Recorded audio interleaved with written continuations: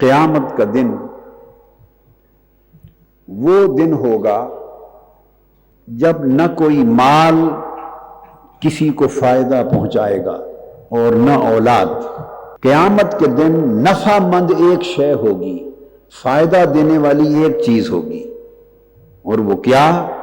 فرمایا الا من اتى اللہ بقلب سلیم، جو اپنا دل قلب سلیم، صحت مند دل، دنیا کی لذتوں سے اچاٹ دل، اللہ کے ذکر، اللہ کی محبت، اللہ کی معرفت اس کے ساتھ معمور دل لے کر جو شخص قیامت کے دن آئے گا وہی قلب سلیم اس کو نفع دے گا۔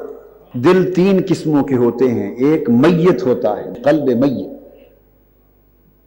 ایک قلب صحیح، قلب حی، قلب سلیم، زندہ دل ہوتا ہے، صحیح و سلیم دل۔ ایک قلب مریض اور بیمار دل ہوتا ہے۔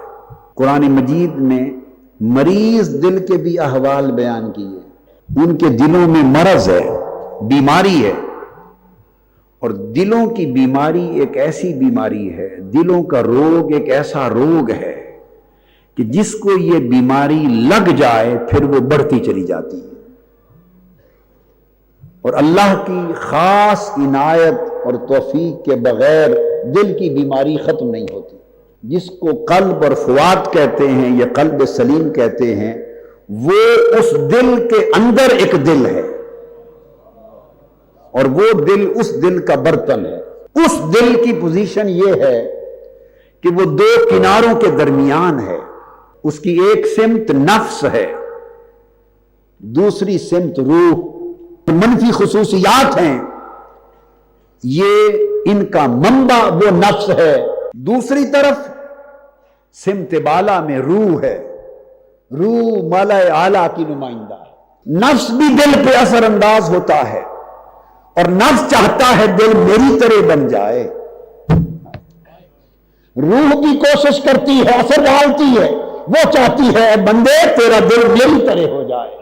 نفس چاہتا ہے کہ یہ دل دنیا کے حرص و لالچ میں گم رہے، روح چاہتی ہے کہ یہ دل ہمہ وقت الست بربکم کی صداؤں میں گم رہے اور قالوا بلا کہتی رہے۔ دونوں دل کو اپنی اپنی طرف کھینچتے ہیں۔